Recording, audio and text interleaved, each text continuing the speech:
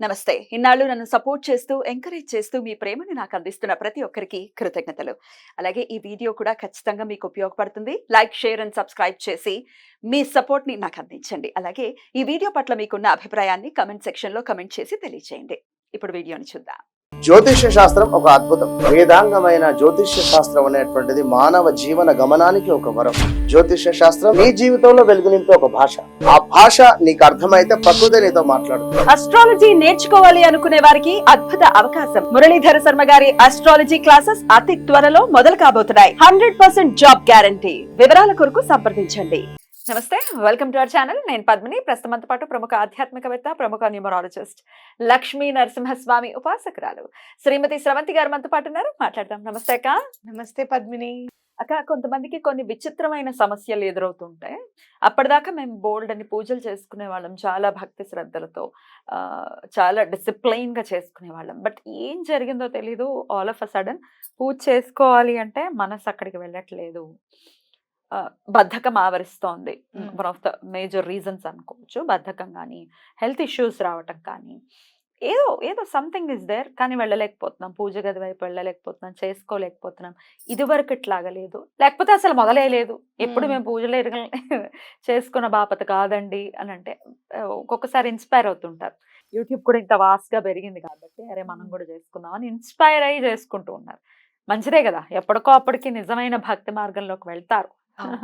Right. ఎందుకు ఈ blockage ఏర్పడుతుంది, ప్రత్యేకించి భగవత్ సేవకి సంబంధించాక ఏం చేయాలి? ఎప్పుడైనా కూడా భగవంతుడిని పూజించేటప్పుడు ఏదైనా ఆటంకం వచ్చింది అంటే మనకేదో నెగటివ్ ఎనర్జీ ఉందను, లేకపోతే గనక మనం చేసుకున్న కర్మ అనేది మనం అనుభవిస్తున్నామని ఖచ్చితంగా చెప్పుకోవచ్చు. రైట్. అయితే దాన్ని కూడా భగవంతుడు కేవలం స్మరణ మాత్రేన తీర్చగలడు భగవంతుడు అని మనం ఖచ్చితంగా చెప్పుకోవచ్చు. ఎందుకంటే ముందు రోజు ఏదైనా చేసుకోవాలి అనుకుంటే కనుక చాలా మందికి ప్రధానమైన సమస్య ఏంటో చెప్పనా, 43 రోజులు చెయ్యాలి అని అనుకున్నప్పుడు 3-4 రోజులు చేసిన తర్వాత ఆపేయడం దాన్ని చాలా సందర్భాల్లో చూస్తాం.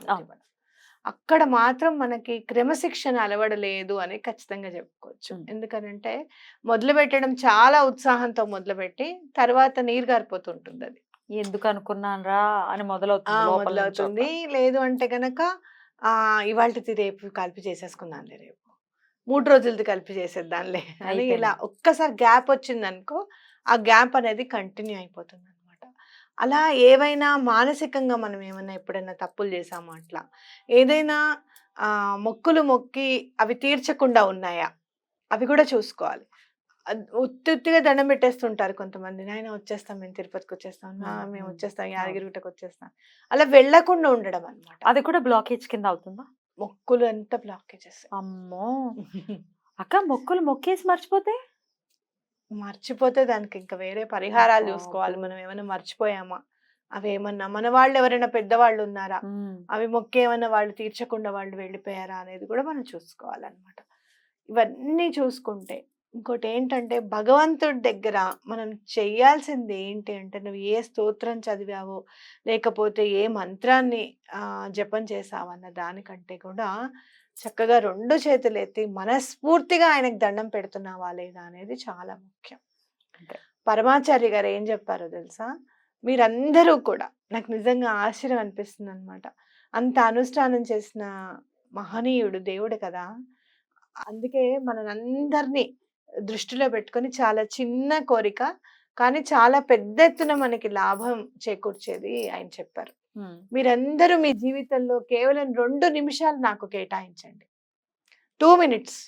ఏంటి అంటే ఆ 2 నిమిషాలు మీరు ఎక్కడుంటే అక్కడ చెప్పులు ఇప్పేసి మనసులో భగవంతుడిని స్మరించుకొని ఆ 2 నిమిషాలు భగవన్ నామస్మరణ చేయండి చాలు అని చెప్పారు. ఏదో ఒక నామం. హరే కృష్ణ అంటే హరే కృష్ణ అనుకుంటూ కూర్చోవడం అంతే. ఓకే. అంటే ఏంటి, మొత్తం 24 గంటల్లో కేవలం 2 నిమిషాలు నువ్వు మనస్ఫూర్తిగా దండం పెట్టుకుంటే కూడా చాలు. ఆ 2 నిమిషాలు నాకు కేటాయించగలుగుతారా అని అడుగుతారు స్వామి సభలో, మొత్తం పెద్ద సభలో. అంటే తప్పకుండా అనంటే ఆయన కోసం కాదు చూడు, మన కోసమే కేటాయించమన్నారు. అంతే కదా. అంటే ఆయన చెప్పింది అలా మనం 2 నిమిషాలు కేటాయించినప్పుడు ఆయనను గుర్తు చేసుకుంటాం, ఆయనకు దండం పెట్టుకుంటాం. ఆ 2 నిమిషాల్లోనే మనసు చాలా చాలా స్పీడ్ గా వెళ్ళిపోతూ ఉంటుంది. ఇక్కడ నుండి మనం తాజ్‌మహల్‌ని కూడా చూసి వచ్చేస్తూ ఉంటాం. వైష్ణోదేవి కూడా వెళ్ళొచ్చేస్తూ ఉంటాం. అంత వేగంగా వెళ్ళిపోతుందన్నమాట. రైట్. కాబట్టి ఆ మనోనేత్రంతో మన మనస్సుతో మనం స్వామిని చూడగలుగుతాం కాబట్టి అలా కూడా దండం పెట్టుకోవచ్చు. ఏదో మీరు కూర్చొని తప్పకుండా పూజ చెయ్యాలి అనేది కాదు. చాలా మంది ఈ మధ్య ఎక్కువగా శ్రద్ధ పెట్టేది అలంకరణ విషయంలో. మీరు ఎక్కడైతే అలంకరణ చాలా బాగా చేస్తారో అక్కడ విష్ణుమూర్తి కొలువై ఉంటాడు అని మనం చెప్పుకోవచ్చు. అలా అని అప్పులు చేసి కుందులు కొనడము, అప్పులు చేసి పూలు చేయడము అది కాదు. అది తప్పు. అది తప్పు. కానీ మనకున్న దాంట్లో చక్కగా చేసుకొని మనకున్న దాంట్లో తప్పకుండా చేసుకోవచ్చు. నువ్వు దాయగలిగేదంతా ఈ నెల నువ్వు దాచేసావు. అందుకే ముందు దాచిన తర్వాత ఖర్చు పెట్టుకోమంట. ఖర్చు పెట్టుకునే విషయంలో ఏదో ఒకటి తగ్గించుకొని ఆ పండగకి పూలు తెచ్చుకోవడం అనేది ఇంపార్టెంట్. మనం ఏది కూడా ఆలోచించాం కానీ కూరలు పెరిగిపోతే పువ్వులు చెటాకి 50 రూపాయలటమ్మా ఇవాళ ఏంటో చూడు అసలు అని మాత్రం ఆ వర్డ్ నిన్ననే విన్నాను నేను. మూర 45 రూపాయలు ఏదో చెప్పింది. మల్లెపూలు పక్కావడని దోచేస్తున్నారు. అయ్యో అయ్యో అది అప్పుడే మనకి ఎక్కడ గుర్తురాదు. నిజంగా చాలా సందర్భాల్లో మనం ఇళ్లలో పెళ్ళిళ్ళు అవుతే పందిర్లకు ఖర్చు పెడతాను చూసావా, జీవితం మొత్తం పూలన్నీ అంత కొంటామేమో అసలు. అన్ని పూలు ఎంత ఖర్చు పెడతాం? మినిమం 40,000 50,000 లేదే పందిర్ లేదా? మనకి నచ్చాలి, మన పిల్లకి నచ్చాలి, పెళ్లి కొడుకు పంపించవే, ఆ అబ్బాయికి ఓకేనా కాదా చెప్పమని వాళ్ళ అమ్మ వాళ్ళకి చూపించావా, ఇవన్నీ మాట్లాడుకుంటాం, ఇవన్నీ చేస్తాం. కానీ భగవంతుడి దగ్గరికి వచ్చేటప్పటికి మాత్రము ఆలోచన చేస్తాం. అందుకే మొన్న అమ్మవారికి వరలక్ష్మి వ్రతం రోజు ఏదేమైనా కానివ్వని చెప్పి 108 తామర పూలు తెప్పించేసి. బాబా ఎంత పడ్డాయక్క? 108 3,500 పడ్డాయి. 35 రూపాయలు ఒకటి ఇచ్చారు. తెలిసిన వాళ్ళు కాబట్టి 35 రూపాయలకి ఇచ్చారు. తెమ్మని చెప్పాను, తీసుకొచ్చేసారు, చేసుకున్నాం పూజ. చాలా ఎంత ప్రశాంతంగా అనిపించిందంటే మనసు, మా అమ్మవారికి సమర్పించుకున్నాం కదా తామర పువ్వులు అని చెప్పి. ఇదివరకు మా చిన్నప్పుడు దొరకడమే చాలా గగనంగా ఉండేది. కొంచెం మేము కాలేజ్ డేస్కి వచ్చినప్పటి నుంచి తామర పువ్వు ప్రత్యేకంగా అమ్మడం చేయడం, అప్పుడు ఇంకా 50 రూపాయలకు కూడా అమ్మేవారు అనమాట. ఒకటి కొత్తలు కదా అప్పుడు తీసుకురావడం. అది ఇప్పుడంటే పెరిగిపోయి ఉంటాయి, వాళ్ళకి కూడా అమ్మేవాళ్ళు కూడా పెరిగిపోయి ఉంటారు, కొంచెం తక్కువైంది. కాబట్టి ఎప్పుడూ కూడా మనము ఆ భగవంతుడికి సమర్పించే దానిలో అమ్మో ఎక్కువైపోయాయి ఇలా అని అనుకోకూడదు, లోభత్వం చూపకూడదు. అలా మనకి ఎక్కువగా కొనుక్కోవాలంటే ఇంకొంచెం ఇంకో 2 రోజుల ముందు మార్కెట్కి వెళ్ళి తెచ్చుకోవడం, ఫ్రిడ్జ్ లో పెట్టుకోవడం, స్వామికి సమర్పించడం అనేది చాలా ఇంపార్టెంట్. చాలా మంది హేళన చేయడం కూడా నేను చూసాను. ఎవరైతే కొంతమంది చక్కగా అలంకరణ చేసి వీడియోస్ పెడుతూ ఉంటారు, ఇవాళ మా ఇంట్లో ఇది అని చెప్పి. సంస్కారం అలా చేస్తేనే లక్ష్మీదేవి వస్తానని చెప్పిందా, అలా కంపల్సరీ చెయ్యాలా అని చెప్పి మాట్లాడతారు. నాకు భలే బాధ అనిపిస్తుంది. అలా మనము కొంచెం కూడా అలంకరణ చెయ్యలేం. పూలన్నీ ఉన్నా కూడా అలంకరణ చేసే ఆలోచన కూడా రావాలి కదా, అవునా కదా? కాబట్టి ఇవన్నీ కూడా అలా అనడం కూడా పొరపాటు. ఎవరైనా చేస్తుంటే వాళ్ళని హేళన చేయడం కూడా చాలా పొరపాటు. అంటే మనస్ఫూర్తిగా నువ్వు ఎప్పుడైతే పూజ చేస్తావో, మనస్ఫూర్తిగా స్వామిని రూపాయి అయినా సరే మనస్ఫూర్తిగా సమర్పిస్తావో, అది పూజ చేసిన దానికంటే కూడా ఫలితం ఉంటుంది. బట్ రెమెడీ ఏదైనా ఉందా ఈ బ్లాకేజెస్ ని క్లియర్ చేసుకోవడానికి? నెంబర్ ఉంది. నంబర్ ఉందా? Remove all the blockages. 91688 91688 ఈ నెంబర్ రాసుకోండి.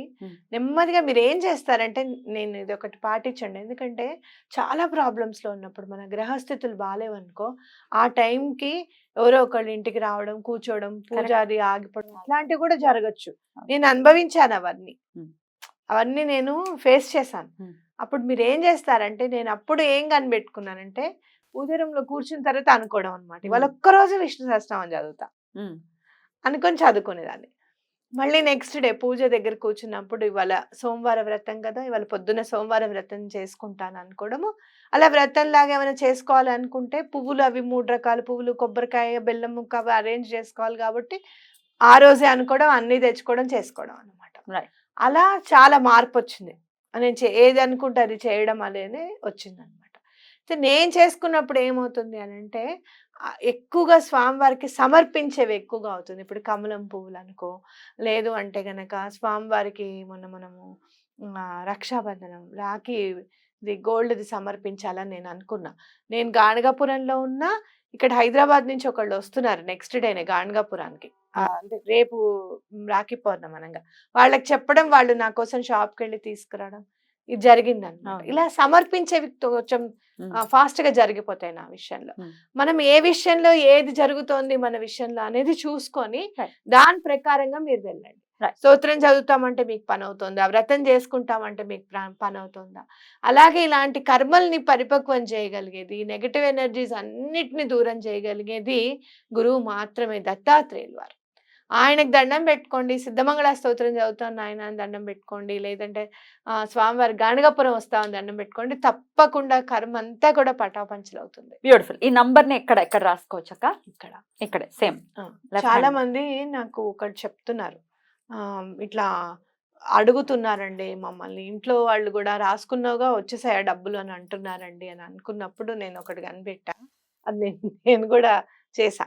ఇట్లా 9168 వేలుతోనే అనుకోండి, అనుకోండి. ఏ గొడవ లేదు, ఎవడు ఉమ్. చూడ్డు, మన భావం అయితే ఉంది. ఆ. రైట్. అట్లా మీరు చక్కగా 9168 అని. ఒకవేళ ఎవరైనా ఇబ్బంది పడుతుంటే వాళ్ళకి యూస్ఫుల్ అవుతుంది ఈ వీడియో అని అడగడం జరిగింది. ఉమ్. కృతజ్ఞతలక్క. నమస్తే. నమస్తే.